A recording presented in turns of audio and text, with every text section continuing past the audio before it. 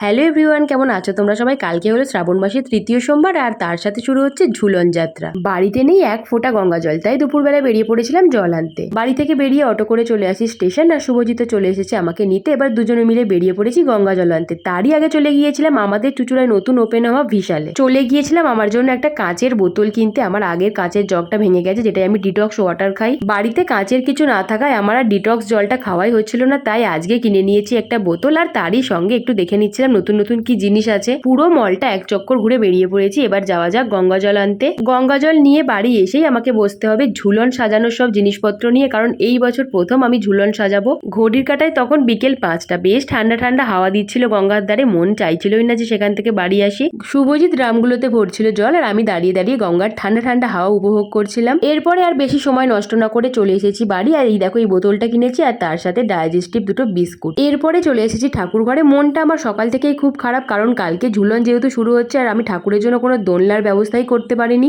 অনেক ভাবনা চিন্তা করার পর মাথায় আসা জুগাড়ু বুদ্ধি দিয়ে বানিয়ে ফেলি একখান দোলনা। বাড়ির ছাদে অবহেলায় পড়ে থাকা এই জানলার ফ্রেম আর ঠাকুরের বসার একটা ছোট্ট পিঁড়ি দিয়ে বানিয়ে ফেলি একটা দোলনা। সকাল থেকে অনেক কিছু ভেবেই কিছুতেই মাথায় আসছিল না কিভাবে দোলনা বানাবো। অবশেষে ঠাকুর ঘরে আসতেই মাথায় চলে এলো বুদ্ধি, আর সঙ্গে সঙ্গে বানিয়েও ফেললাম। কিন্তু মোটেও দেখতে ভালো লাগছে না, অনেক কিছু সাজানো বাকি আছে। বাকি কাজটা কালকে করবো। আজকের ভিডিও এতটুকুই, দেখা হচ্ছে পরের ভিডিও। টাটা।